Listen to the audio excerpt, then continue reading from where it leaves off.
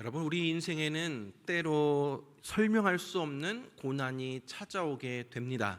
우리가 아무리 열심히 신앙생활을 해도 어떤 때는 건강이 무너지고 재정이 흔들리고 또 관계가 깨어지고 깊은 고통 속에 빠질 때가 있습니다. 그럴 때 많은 사람들이 혹시 내가 잘못해서 이런 일이 생긴 것 아닐까? 라고 생각을 하게 됩니다. 여러분, 정말 죄 때문에 내 삶에 고난이나 질병이나 불행이 찾아오는 것일까요? 오늘 본문은 바로 이런 질문이 나오고 있습니다. 우리는 지금 계속해서 요한복음에 나오는 7가지 표적에 대해서 살펴보고 있습니다. 오늘 본문은 6번째 표적인데요, 제자들이 날 때부터 맹인된 사람을 보면서 이 사람이 맹인으로 태어난 것이 자기의 죄 때문입니까? 아니면 그 부모의 죄 때문입니까? 라고 묻고 있습니다. 오늘 본문은 예수님이 이 질문에 어떻게 답하시는지를 보여줍니다. 그리고 날 때부터 맹인된 자를 고쳐주십니다. 예수님은 이 표적을 통해서 자신이 누구이신지를 드러내시고 또 우리에게 고난 속에서 어떻게 살아가야 할지를 분명히 가르쳐 주십니다. 이 시간에 우리가 함께 본문을 살펴보면서 예수님이 어떤 분이신지, 그리고 예수님은 우리가 고난 속에서 어떻게 살아가야 하는지 함께 살펴보도록 하겠습니다. 첫째로, 예수님은 고난 가운데 먼저 찾아오시는 분이십니다. 오늘 본문 1절 말씀 보니까 예수께서 길을 가실 때에 날 때부터 맹인된 사람을 보신지라 라고 되어 있습니다. 오늘 본문은 예수님께서 예루살렘에서 유대인들의 핍박을 받으신 그 직후에 일어난 사건입니다. 예수님께서 길을 가시다가 날 때부터 맹인된 사람을 보셨습니다. 여기서 보다라는 것은 단순히 시선을 두었다라는 뜻이 아니라 주의 깊게 애정어린 관심으로 바라보다라는 의미입니다. 예수님께서 눈이 보이지 않은 절망 가운데 있던 한 사람을 그냥 지나치지 않으셨습니다. 우리가 지난번에 살펴보았듯이 베데스다의 연못가에 38년 된 병자를 고치신 사건도 그 병자가 예수님을 먼저 찾아온 것이 아니라 예수님 먼저 그에게 다가가셨고 그를 찾으셨습니다. 오늘 본문의 맹인도 마찬가지입니다. 이 사람 눈이 보이지 않기 때문에 예수님을 찾을 수가 없었습니다. 그런데 예수님이 그를 먼저 찾아오신 것입니다. 이것이 바로 은혜입니다. 사랑하는 여러분, 고난은 종종 우리를 고립시키고 절망에 빠뜨리게 합니다. 하지만 우리 주님은 고난의 현장을 그냥 지나치지 않으십니다. 우리 예수님은 고난의 자리에 그냥 무관심한 구경꾼으로 서 있는 것이 아니라 찾아오시는 구세주이십니다. 지금 여러분이 어떤 어둠 속에 있어도 기억하시기 바랍니다. 우리 예수님은 우리를 지금도 바라보고 계시고 또한 지금도 회복의 손길을 내밀어 주고 계심을 믿으시기 바랍니다. 두 번째로, 우리 예수님은 고난의 의미를 새롭게 해석하시는 분이십니다. 오늘 보면 2절 말씀 보니까 제자들이 물어 이르되 랍비여, 이 사람이 맹인으로 난 것이 누구의 죄로 인함이니까? 자기니까? 그의 부모이니까? 당시에 이 유대 사회는 고난과 병을 개인이나 아니면 가문의 죄와 연결지었습니다. 그래서 지금 제자들도 이 맹인이 된 사람 그 이유를 죄의 결과라고 해석을 하고 있는 것입니다. 그러면서 그 죄가 본인의 죄인지 아니면 그 부모의 죄인지를 묻고 있습니다. 이러한 제자들의 질문은 철저하게 과거 지향적인 것입니다. 원인을 따지고 정죄하고 낙인을 찍습니다. 이렇게 시선이 과거에 머물면 후회와 자책에서 헤어나오지를 못합니다. 우리도 마찬가지입니다. 무슨 일만 생기면 내가 과거에 잘못해서 이런 일이 일어난 것은 아닌가? 라고 생각을 합니다. 사단은 그 지점을 교묘하게 잡아채서 나는 네가 지난 여름날에 이런 일을 하고 한 것을 기억하고 있다 라면서 끊임없이 우리를 공격하며 과거로 끌고 갑니다. 하지만 성경은 이렇게 선포합니다. 로마서 8장 1절 2절 말씀 보니까 그러므로 이제 그리스도 안에 있는 자에게는 결코 정죄함이 없나니 이는 그리스도 예수 안에는 생명의 성령의 법이 죄와 사망의 법에서 너를 해방하였음이라 라고 되어 있습니다. 사랑하는 여러분, 그리스도 안에 있는 자에게는 더 이상 정죄함이 없습니다. 이것이 어떻게 가능합니까? 그리스도 예수 안에 있는 생명의 성령의 법이 죄와 사망의 법에서 우리를 해방시켰기 때문입니다. 더 이상 죄책감에 사로잡혀 있지 마시기 바랍니다. 하나님이 우리를 죄 가운데서 자유케 하셨고 해방시켜 주셨음을 믿으시기 바랍니다. 사랑하는 여러분, 모든 질병과 불행을 죄와 연관 짓는 것은 성경적인 관점이 아닙니다. 물론 죄로 인해 징계를 받을 수 있지만 죄인 중에도 평안히 사는 사람이 있고 의인 중에도 고난을 받는 사람이 있습니다. 그래서 일반화해서는 안 됩니다. 세상에는 우리가 설명할 수 없는 일이 더 많이 일어납니다. 그렇기 때문에 모든 일을 다 설명할 수 있는 것처럼 교만하게 그렇게 단정지어서는 결코 안 되는 것입니다. 자, 이렇게 과거 지향적인 시선을 갖고 있는 제자들과 달리 예수님은 미래를 바라보고 계십니다. 3절 말씀 보니까 예수께서 대답하시되 이 사람이나 그 부모의 죄로 인한 것이 아니라 그에게서 하나님이 하시는 일을 나타내고자 하심이라 라고 되어 있습니다. 예수님은 이 사람이 맹인으로 태어난 것이 자기의 죄도 아니고 그 부모의 죄도 아니다라고 분명하게 말씀하고 계십니다. 예수님은 이 사람이 맹인이 된 원인을 설명하지 않으십니다. 대신에 이 일을 통해 하나님이 하시는 일을 나타내려 한다라고 하십니다. 예수님의 관심은 왜 이런 일이 일어났는가가 아니라 이 일을 통해 하나님이 무엇을 하실까에 달려 있는 것입니다. 우리는 종종 고난에 대해서 왜? 라고 질문을 합니다. 왜 내게 이런 고난이 찾아오는가? 하지만 성경은 무엇을 위해를 묻습니다. 이 고난을 통해서 하나님이 무엇을 하시고자 하는가? 고난은 여러분 원인 분석으로만 소비하지 마시고 하나님의 일하심을 경험하는 기회로 삼아야 하는 것입니다. 예수님은 이 맹인에게서 하나님이 하시고자 하는 일을 나타내고자 한다라고 하셨습니다. 그렇다면 하나님이 하시는 일이란 무엇이겠습니까? 사람들로 하여금 하나님의 자녀가 되도록 하시는 일입니다. 오늘 본문의 맹인은 평생 눈이 보이지 않은 채로 살아왔고 좌절과 절망과 기쁨도 희망도 없는 삶을 살아왔습니다. 그런 자에게 예수님이 찾아오셔서 눈을 뜨게 해주셨습니다. 세상의 빛을 보도록 하셨습니다. 하지만 맹인에게 하나님이 하시는 일은 단순히 눈을 뜨게 하는 것이 아닙니다. 예수님을 만난 것입니다. 요한복음 9장 뒷부분을 보면 이 사람이 예수님 앞에 신앙 고백을 하고 꿇어 경배를 합니다. 예수님을 만나서 구원을 받고 하나님의 자녀가 되게 해주신 거, 영원히 주님과 함께하는 거, 또 영원한 하나님 나라 백성이 되게 해주신 거, 영원한 생명을 주신 거, 그것이 바로 하나님이 하신 일입니다. 사랑하는 여러분, 우리도 다 허물이 많고 부족한 사람임에도 불구하고 하나님은 예수님을 통해서 우리를 구원하시고 또 예수님의 제자로 불러주셨습니다. 그것은 이제 구원의 문제가 해결되었으니까 네 마음대로 살아라 라는 것이 아니라 하나님이 주시는 선한 목적을 따라서 그것을 위해 사명을 따라 살아가야 한다라는 것입니다.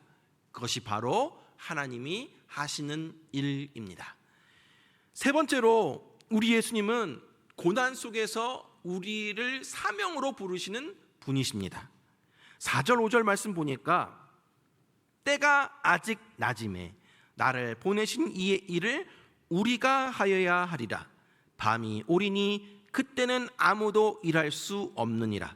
내가 세상에 있는 동안에는 세상의 빛이라 라고 되어 있습니다. 예수님은 이 맹인의 고난을 단순히 개인적인 불행으로 보지 않으십니다. 그 고난의 현장을 하나님의 일을 나타낼 기회로 보셨습니다. 그리고 그 사명을 예수님 홀로 내가 감당한다라는 것이 아니라 우리가 해야 한다. 제자들에게도 우리가 해야 할 일이다라고 말씀을 하고 계십니다.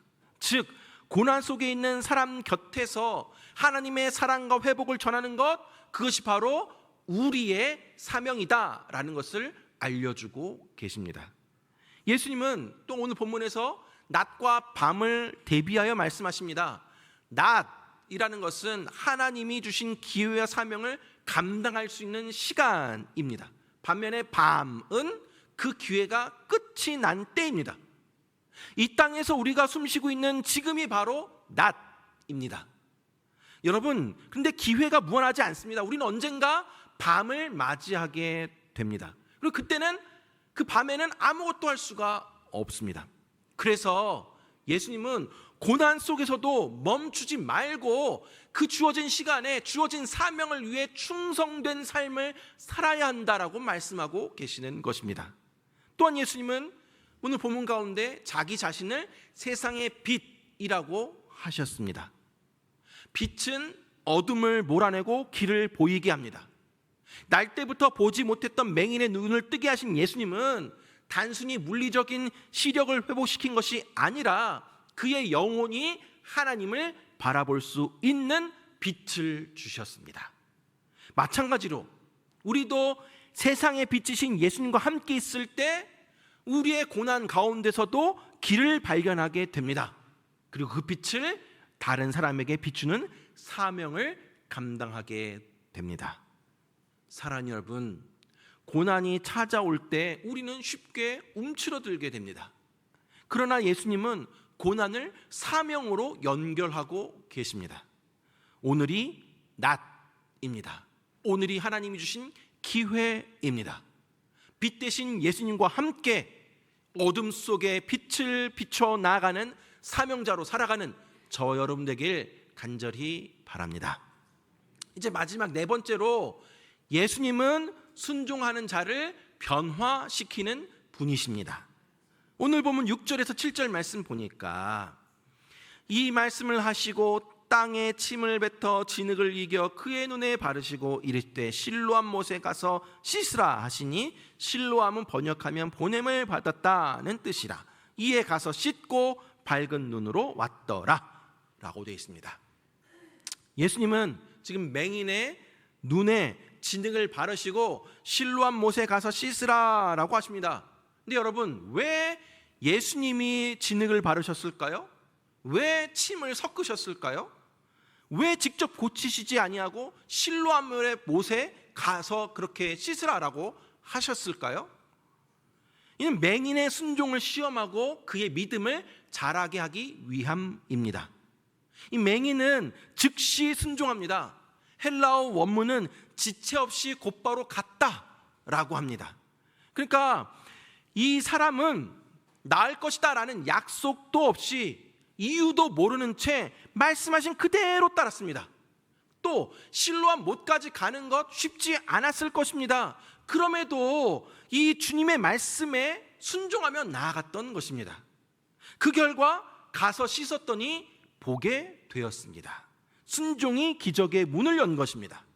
사랑하는 여러분, 예수님의 기적은 종종 순종을 통로로 흘러옵니다. 하나님의 말씀은 때때로 우리의 이해를 초월합니다. 하지만 우리가 그 말씀 앞에 왜 라기보다는 아멘으로 응답하게 될 때 주님은 우리의 삶에 놀라운 변화를 이루어 가십니다.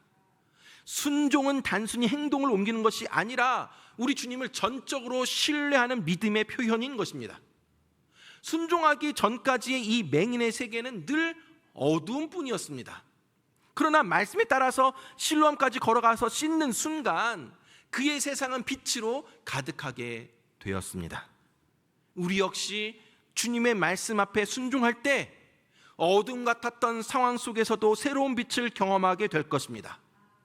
예수님은 단순히 우리의 문제를 해결하실 뿐만 아니라 순종을 통해 우리 자체를 변화시켜 주시는 분이십니다. 사랑하는 여러분, 오늘 본문에서 예수님은 날 때부터 맹인이었던 사람을 고쳐주심으로써 그가 주님을 의지하고 믿게 해주셨고 영생으로 들어가게 해주셨고 또 하나님의 자녀가 되게 하셨고, 그래서 이제는 예수님의 제자답게 예수님을 드러내는 삶을 살도록 이끌어 주셨습니다.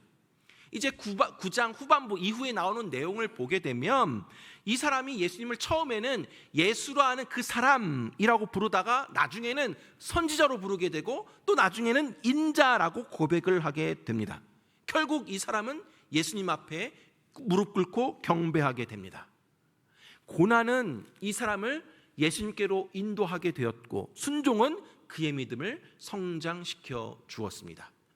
말씀을 맺도록 하겠습니다. 사랑하는 여러분, 오늘 본문에서 드러난 예수님은 우리의 고난을 결코 외면하지 아니하시는 분이십니다. 그분은 고난의 의미를 새롭게 해석해 주시는 분이십니다. 또한 그분은 고난 속에서 우리를 사명자로 부르시는 분이십니다. 그리고 순종하는 자를 변화시켜 주시는 분이십니다. 사랑하는 여러분, 우리가 살면서 당하는 어려움이 많이 있는데 그 중에는 내가 잘못해서 일어나는 어려움도 분명히 있을 것입니다. 그러나 내가 잘못한 게 아닌데 그냥 일어나게 되는 일들, 너무 억울한 일들, 기막힌 일들이 참으로 많이 있습니다. 어떤 사람들은 다 하나님의 뜻이다라고 하지만 이런저런 말들 많이 하지만 분명한 대답은 우리는 모른다입니다. 정말 왜 그런지 알 수가 없습니다. 특히 하나님이 왜 이런 고통을 허락하셨는지 우리는 정말 알 수가 없습니다. 그렇다면 우리에게 필요한 것은 사실 이 고난의 이유를 아는 것이 아니라 하나님의 선하심에 대한 신뢰입니다. 그런 상황에서조차 하나님의 선하심을 우리가 신뢰할 수 있는가?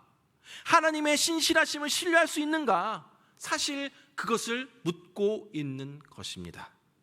고난의 이유에 대한 답을 안다라고 해서 우리의 마음이 다 시원해지는 것도 아닙니다.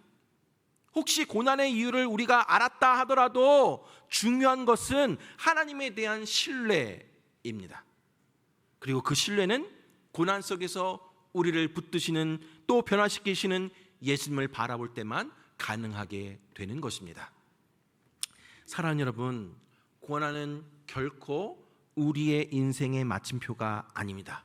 오히려 예수님을 깊이 만나는 출발점이 됩니다.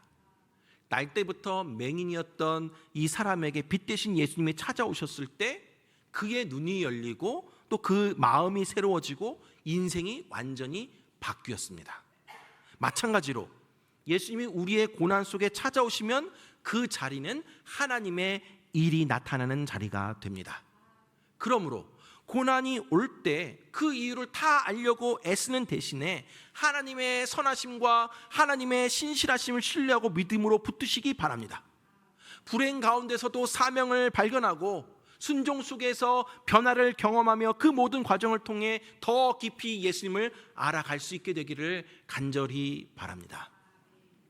언젠가 한번 말씀드린 적이 있는데 제가 수원에서 사역할 때 제가 담당했던 교구에 안동병원의 그 번역 외상센터 의료진이었던 집사님 한 분이 계셨습니다. 그분이 전해주셨던 이야기인데 어느 날 환자분이 헬기를 타고 응급으로 들어왔는데 상태가 너무 심하셔서 그 집사님이 심장을 꺼내서 손으로 막 문지르며 쥐어짜면서 겨우겨우 생명은 살렸지만 의식불명의 상태가 되었다라고 합니다.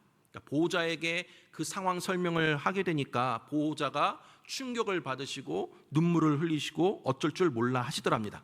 그러니까 시간이 좀 지나서 진정된 상태에서 대화를 나눠보니까 그 환자분은 목사님이셨고 그 보호자는 사모님이셨습니다. 처음에는 그렇게 근심 걱정하며 어두우셨던 사모님의 표정이 하루 이틀 시간이 지날수록 평안해지시더랍니다.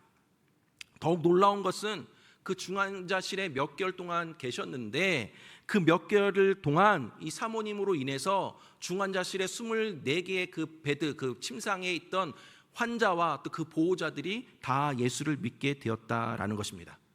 사모님께서 그 환자와 보호자에게 위로와 격려를 하며 복음을 전하신 것입니다.